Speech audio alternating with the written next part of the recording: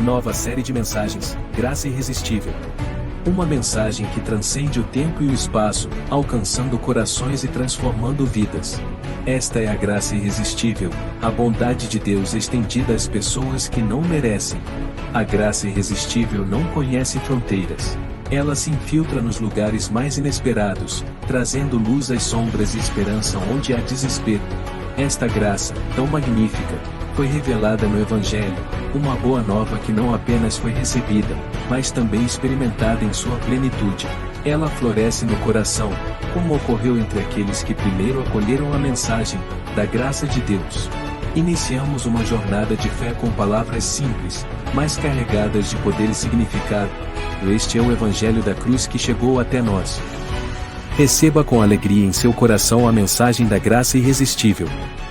Hoje ouviremos Graça, uma revelação do amor de Deus profunda e pessoal.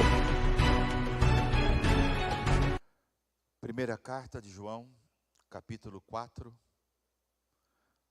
Acompanhe-me nessa leitura.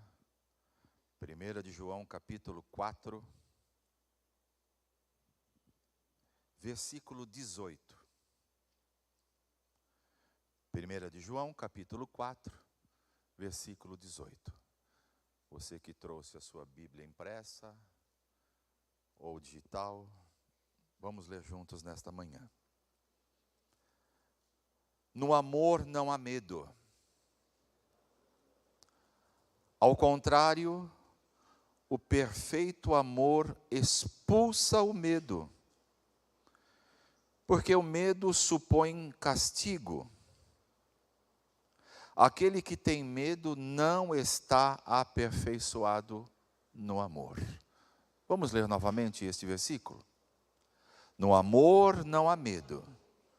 Ao contrário, o perfeito amor expulsa o medo, porque o medo supõe castigo. Aquele que tem medo não está aperfeiçoado no amor. Diga: Espírito Santo, revela no meu coração a verdade da palavra, e Cristo será glorificado nesta manhã, na minha vida. Você já notou que o medo paralisa? Você já notou que o medo, ele é altamente destrutivo?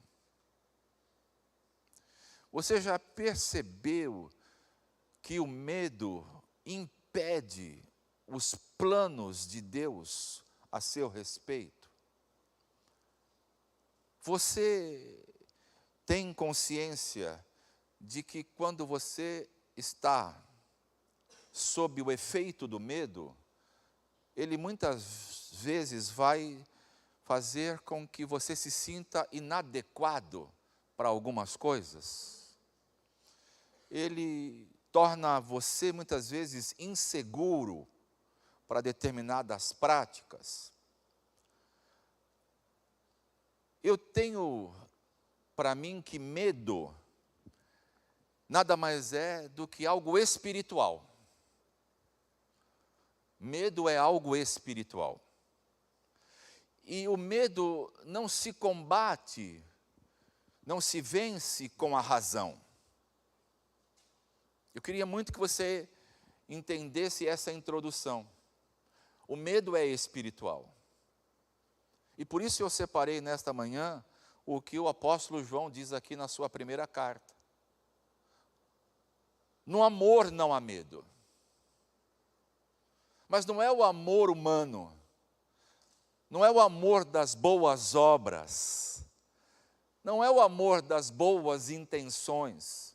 Este tem seu lugar, tem seu valor, mas não é este amor que a Bíblia está se referindo. Ela está se referindo ao amor de Deus. O amor, diz aqui o texto que lemos, ele não produz medo, ele não traz medo. A vontade de Deus, o nosso Pai, nunca foi que você e eu vivêssemos sob o efeito do medo. Porque muitas pessoas ainda hoje, né, e isso é algo que tem acontecido muito, pessoas estagnadas, pessoas paralisadas, pessoas que não produzem, pessoas que acabam ficando durante anos, períodos longos, sem avanço na sua vida. E é sob esta ótica que eu quero, nesta manhã, levar você a ter uma experiência de revelação de que amor é esse que Deus tem para cada um de nós. Que amor que a Bíblia fala, que a Bíblia cita. Por exemplo, você conhece muito bem quando a palavra em João, agora não mais a sua carta, mas sim no Evangelho, no capítulo 3, você vai começar a entender que tipo de amor é o que Deus tem para com cada um de nós. A Bíblia diz que Deus amou o mundo, não o mundo sistema, esse que você e eu vemos no globo terrestre. Não é esse mundo que Deus está se referindo. Ele está se referindo ao mundo pessoas. Ele está falando de mim e de você. Deus amou toda a sua criação, obra-prima dele, como diz Paulo em Efésios 2. Você e eu somos obra-prima de Deus. Então, este mundo, que é obra-prima de Deus, Deus amou. E amou de tal maneira que entregou o seu Filho unigênito, para que todo aquele que nele crer, não pereça, mas tenha vida eterna. É o que diz a palavra de Deus sobre o amor. Agora, o evangelho que você e eu temos conferido nesses últimos tempos, ele fala sobre como é que esse amor se revela nas nossas vidas. Como é que isto se dá, de fato, em cada um de nós? Se ele foi capaz de levar o seu Filho amado, aquele que quando foi batizado, dos céus foi ouvida a voz: este é o meu Filho amado, em quem eu me comprazo, em quem eu tenho prazer. E este mesmo amor do Pai em relação ao Filho, foi capaz de levar o Filho a um madeiro, a uma cruz, para que por ela, você e eu não só fôssemos salvos, mas ficássemos libertos de todos os temores. Existem muitos e inúmeros temores que muitas vezes nos paralisam. Não é verdade, irmãos? Muitas vezes, quando você está acometido de um medo, esse medo procura paralisar você, ele procura roubar as suas energias. O foco passa a ser naquilo que você está sentindo, os temores, a insegurança, a falta de fé, enfim, inúmeras coisas que o medo produz. Ele produz tormenta, você não descansa, você não tem foco, você passa a viver amedrontado com tudo e com todos. Pois bem, Jesus fez a obra que você e eu não poderíamos fazer. Por isso, ele declarou: está consumado. Toda a obra perfeita que o Pai um dia realizou na pessoa do seu Filho, foi para que eu e você fôssemos libertos do medo. É este evangelho que a gente tem procurado aqui compartilhar com os irmãos.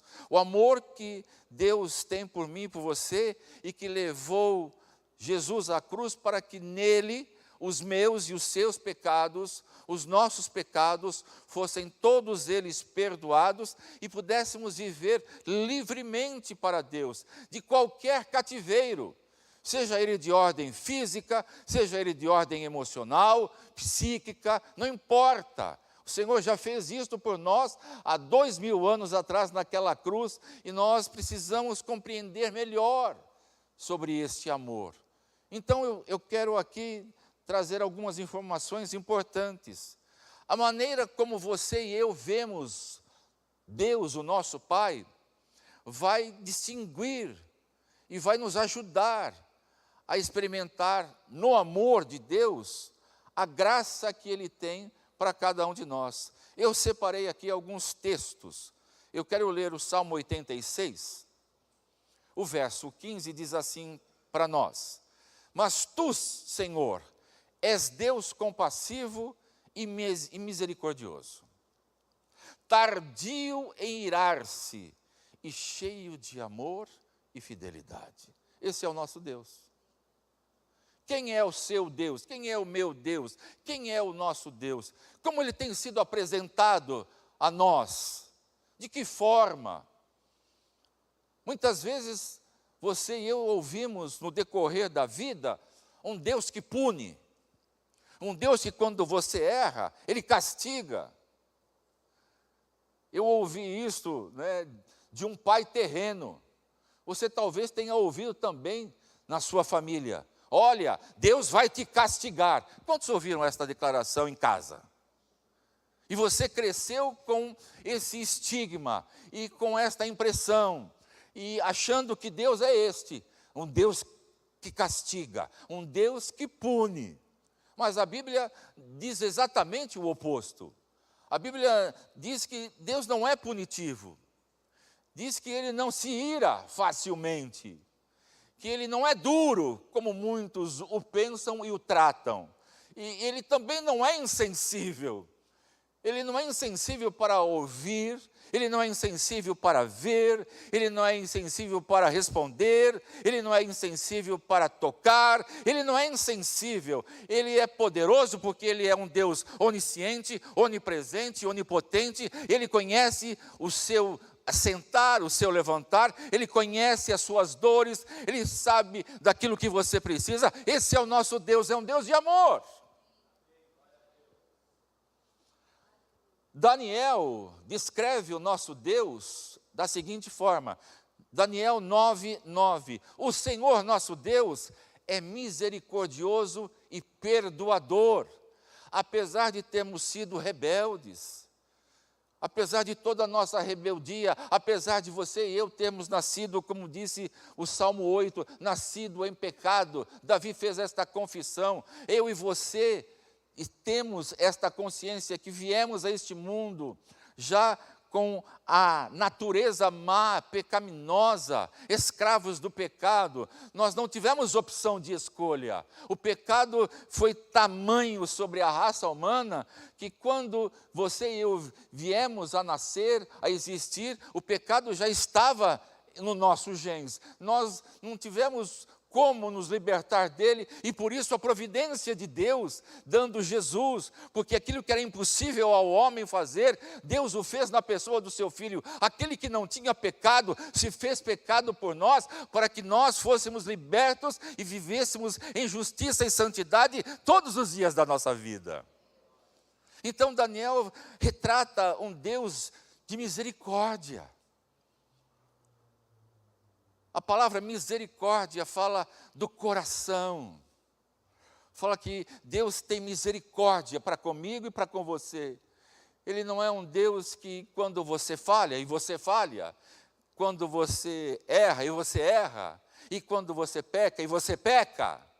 Ele não destrói, Ele não destrata, Ele não risca, Ele não cancela, como é a linguagem dos nossos dias. Hoje as pessoas são canceladas, mas Deus não cancela você. Deus não diz assim para mim e para você: eu te rejeito. Pelo contrário, Ele diz aquilo que a palavra dele afirma: vinde a mim, vós que estáis cansados e sobrecarregados, e experimentai de mim, que sou manso e humilde de coração, o meu jugo e o meu fardo, que é leve e suave.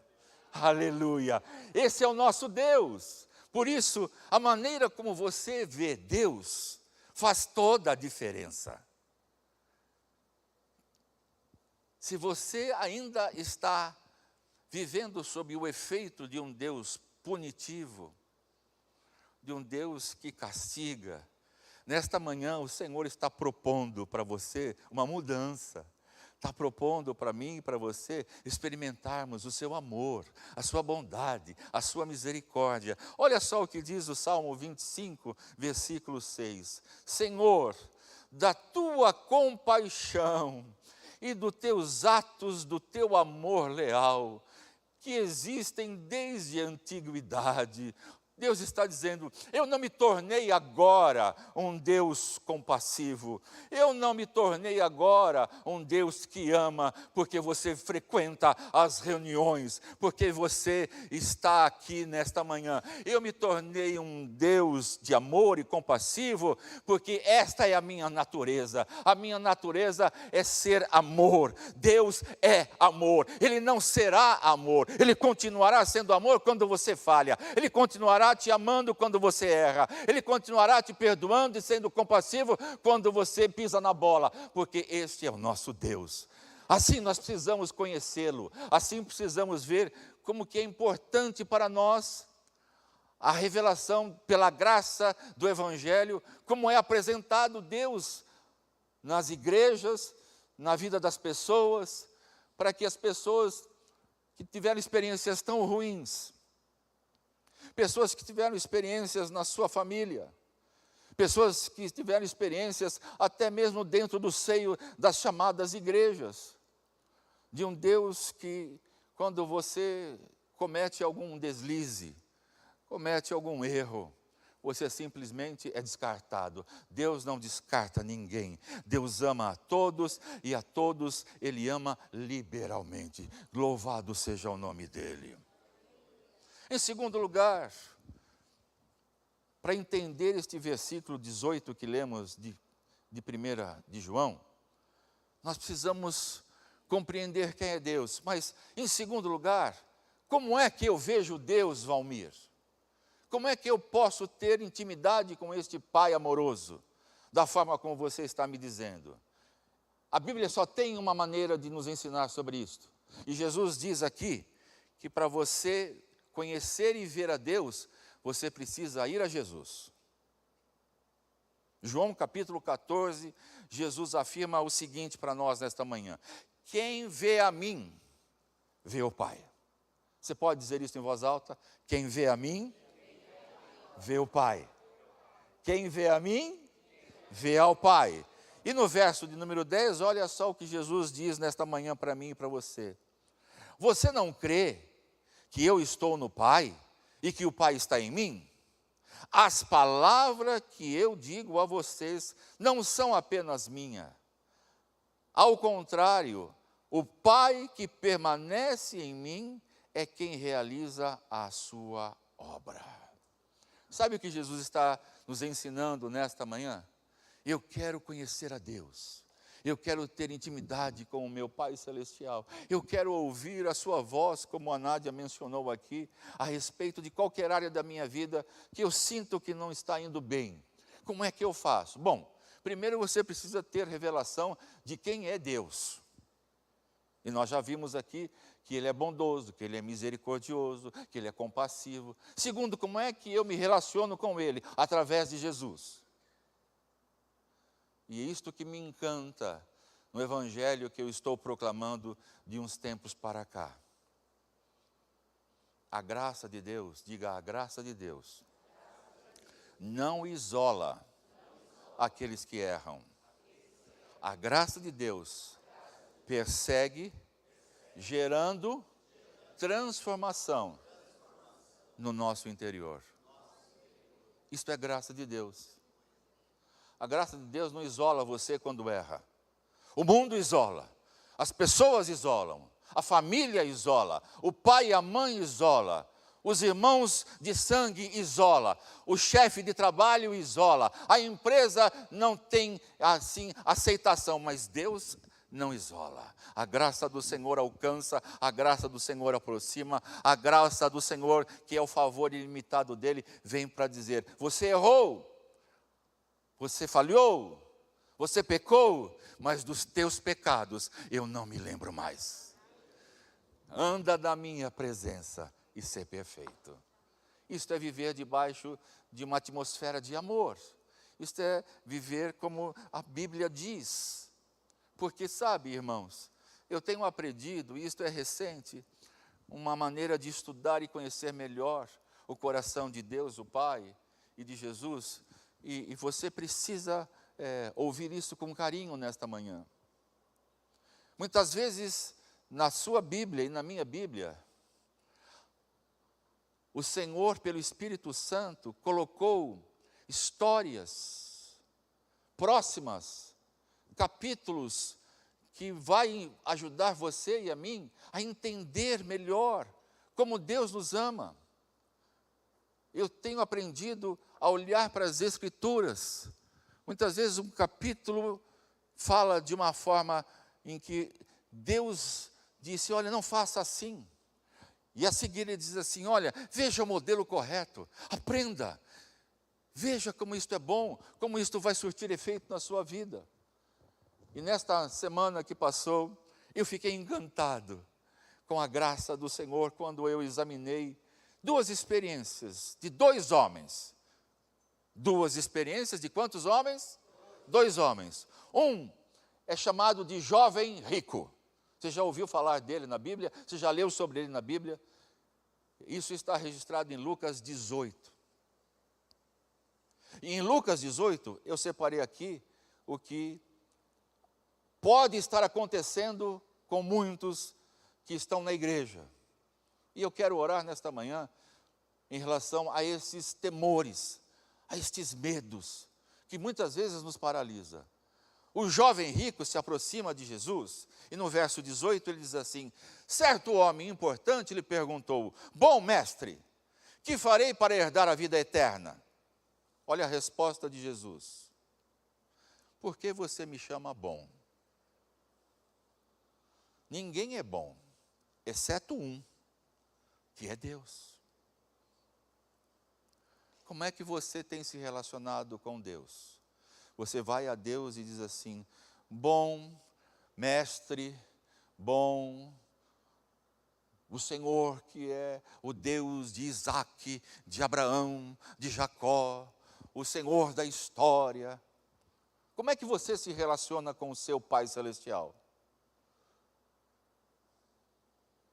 Será que você vai a Ele como foi este jovem rico? Mestre. Olha só como nós podemos muitas vezes deixar de provar a graça perdoadora e transformadora. Muitos acham que, como este jovem rico, preste atenção nessa história, ela tem muita riqueza. Ele se aproximou de Jesus e citou a lei. Quando Jesus disse a ele, olha, você quer me seguir? É simples. É simples. Vende o que você tem, distribui aos pobres e me segue.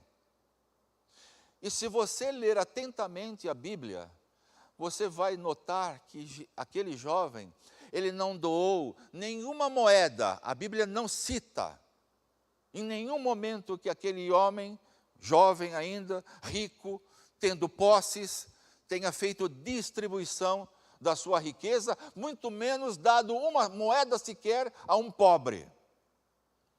Agora preste atenção. Como é que Jesus respondeu a ele?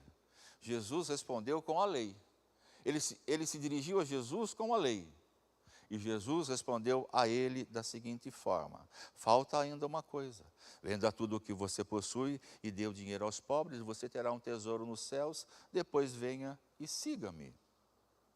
Sabe qual foi a resposta que Jesus deu a ele? Como ele foi procurado por lei, Jesus devolveu a lei para ele, ao dizer, vende tudo o que tens, distribui aos pobres. Jesus estava dizendo o primeiro mandamento da lei mosaica, não terás outro Deus perante mim. Sabe qual era o Deus do jovem rico? Mamon. Mamon, as riquezas, as posses, os bens.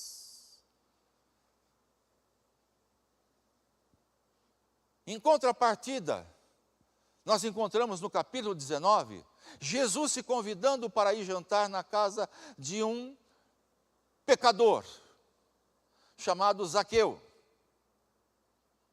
E Jesus não fala nada sobre devolução.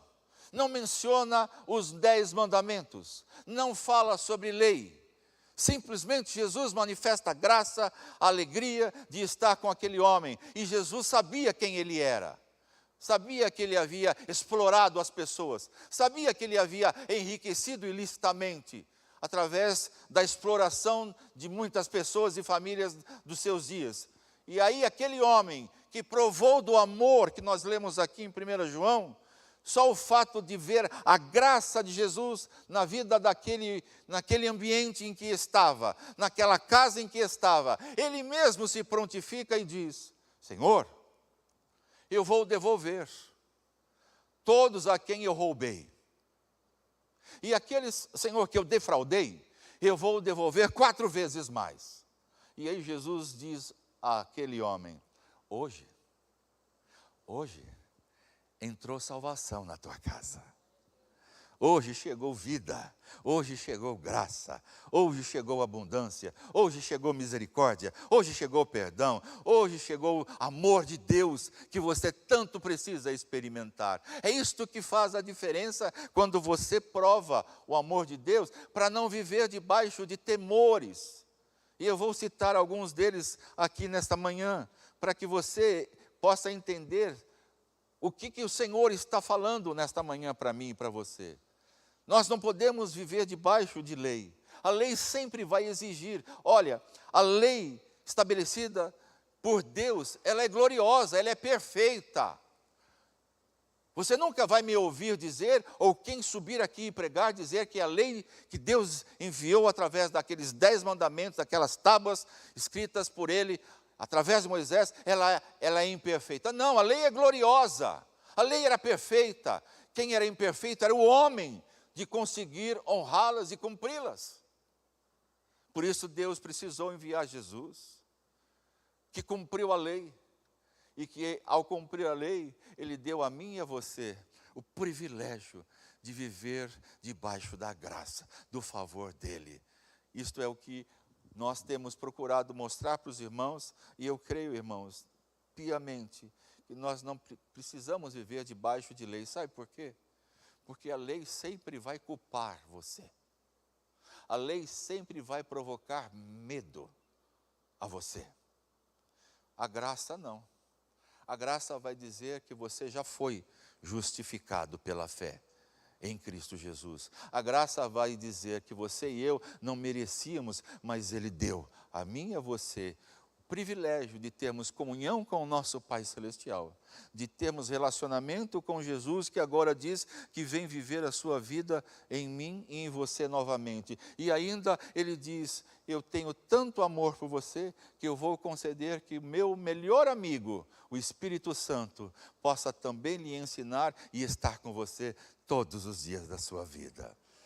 Como é bom viver o evangelho da graça e não o evangelho da lei. O evangelho da lei é o evangelho das exigências. O evangelho da graça, o evangelho do perdão, o evangelho do amor. O evangelho que você não fez, mas aquele que era todo-poderoso, sendo o Filho de Deus, deixou a sua glória, se tornou homem, foi obediente à morte de cruz, e lá na cruz Ele incluiu todos nós para que vivêssemos nesta vida sem temor, sem medo.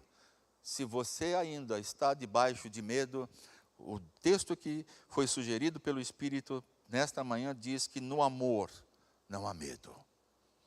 Então que provemos deste amor. Bem sugestivo o louvor que o Felipe aqui nos ajudou nesta manhã a adorar ao Senhor. Eu não sou mais escravo do medo. Eu não sou escravo do medo. Eu fui escravo um dia. Havia temores dentro de mim, no meu coração, nos meus pensamentos. Talvez você esteja vivendo debaixo deste cativeiro de medo. Você não consegue dar um passo sequer, ainda pensando no que possa vir a acontecer com você. Deixa eu lhe falar uma coisa. Nós podemos estar vivendo um abismo imenso, que nos deixa amedrontados. Você pode estar assim. Pessoas já estiveram assim, você não é diferente das demais pessoas. Você pode viver um medo terrível na sua vida. Por exemplo, medo de morrer. Pessoas que têm medo de morrer, normalmente são pessoas que não saem dos consultórios médicos.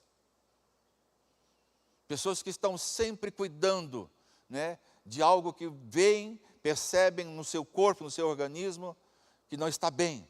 Pessoas amedrontadas. E se morrer? E se eu morrer?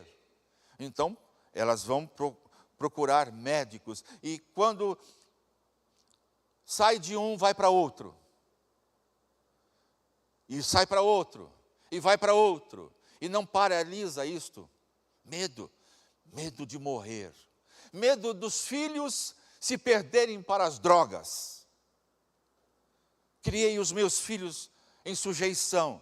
Todos eles foram batizados, todos eles foram apresentados, todos eles foram consagrados. Nenhum deles está na casa do Senhor, nenhum deles serve ao Senhor. Tenho medo de perdê-los para o mundo, tenho medo de vê-los sendo agora ceifados por esse mundo hostil. Pois eu quero lhe dizer nesta manhã que no perfeito amor não há medo, porque a Bíblia diz em 1 Samuel, capítulo 23, que mesmo que a sua e a minha casa não esteja perfeita para com Deus, Ele tem uma aliança para com você, e em tudo Ele vai ordená-la, Ele vai colocar tudo em ordem. É o que diz a palavra de Deus. Mesmo que a sua casa não esteja arrumadinha do jeitinho que você sonhou, Deus tem uma aliança. Josué 24:15 diz assim: eu não sei quem vocês querem servir. Foi a palavra de Josué para o restante dos amigos de Israel. O povo que ele liderava. Eu não sei quem vocês querem servir a partir de agora, mas eu quero publicar quem eu e a minha casa vai servir. Eu e a minha casa serviremos ao Senhor. Haja o que houver, a que tempo for, eu e a minha casa serviremos ao Senhor. Isso inibe o medo, isto afasta o medo, isto liberta você da escravidão do medo. Medo de perder o emprego, a profissão que você investiu anos, tempo, colocou dinheiro, fez faculdade, fez cursos, se aprimorou, e você vê o mercado de trabalho tão inseguro, tão instável, e passa a ter medo nos negócios. Será que a minha empresa, ela vai prosseguir? Será que nesta onda em que a gente vê as oscilações do mercado financeiro, será que eu vou sobreviver com a minha empresa? Será que eu vou ter como sustentar a minha empresa? Medo paralisa. Mas eu quero dizer para você, irmão, no perfeito amor, não há medo. Porque diz a Escritura que o medo supõe castigo. O medo supõe castigo. E você não está debaixo de cativeiro. E nem eu. Nesta manhã eu quero orar por você nesta comunidade que se sente amedrontado, que se sente acuado, que se sente muitas vezes inseguro. É muito natural a nossa humanidade. Quero que você entenda isso. Você é humano. Pastor, eu nasci de novo. Pastor, eu tenho nova natureza. Pastor, eu tenho um novo coração. Pastor, eu tenho o Espírito Santo. Mas você continua sendo humano.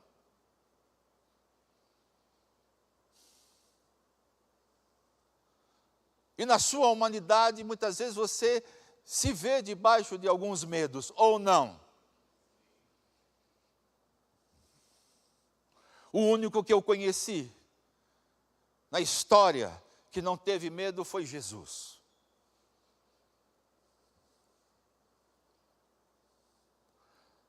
Alguns disseram que quando ele estava lá no Getsemane, e lá ele suou gotas de sangue, isto é, tem um nome, eu não me lembro agora o nome exato para que isto aconteça, e não vi que aconteceu com nenhuma outra pessoa a não ser com Jesus.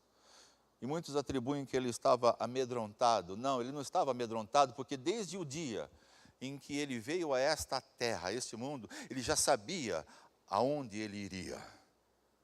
Ele sabia muito bem para onde ele ia. Ele ia para a cruz. E ele iria morrer. Ele iria ser crucificado. Mas você, na sua humanidade, e eu na minha humanidade, muitas vezes temos os nossos medos. E nós precisamos hoje orar para que o perfeito amor, eu vou repetir, medo não se combate com a razão. Eu sei. Eu já aprendi. Eu consigo. Não, você e eu não aprendemos e não conseguimos. Quem consegue fazer isso é o Senhor através do seu Espírito, dando a mim e a você a convicção da palavra que no perfeito amor não há medo. Você pode ficar de pé comigo?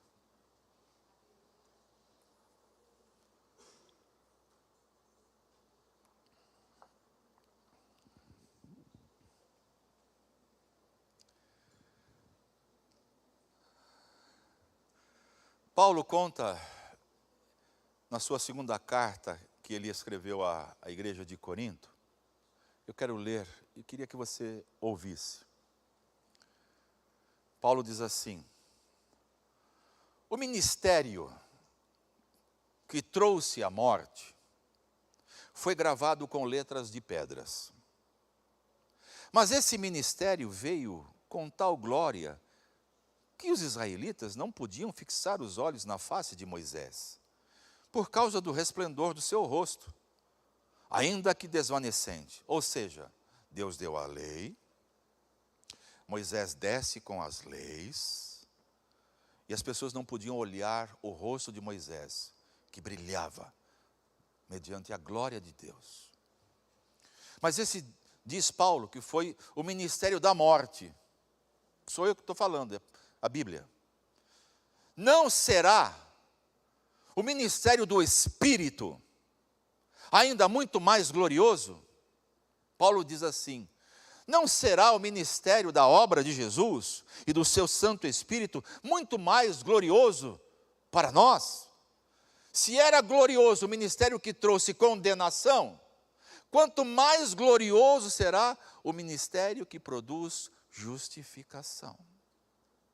Paulo está dizendo, o ministério da lei trouxe morte, mas a nova aliança de Cristo trouxe vida e vida abundante.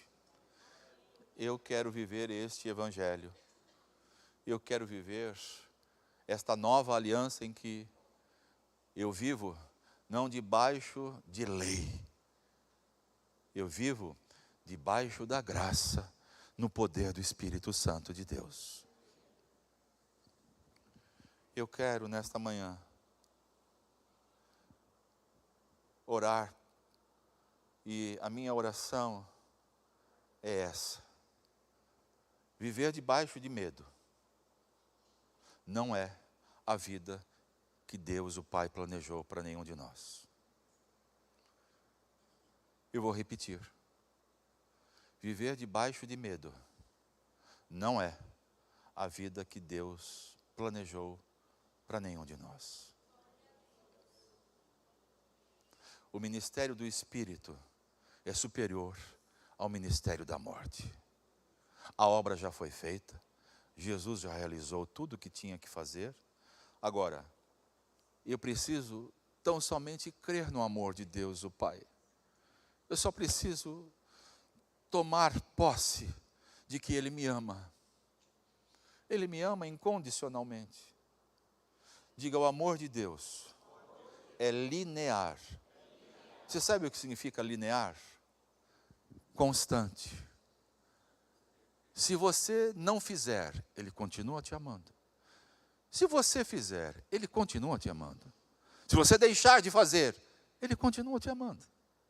Porque o amor de Deus já foi derramado. Diga: o amor de Deus já foi derramado no nosso coração pelo Espírito Santo.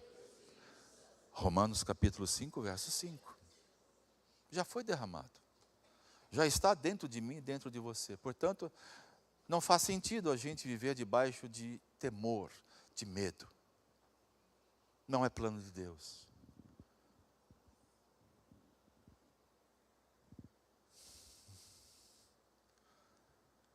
eu vou precisar me lembrar sempre desta mensagem que eu estou trazendo hoje. Eu verei os filhos dos meus filhos e o Israel de Deus.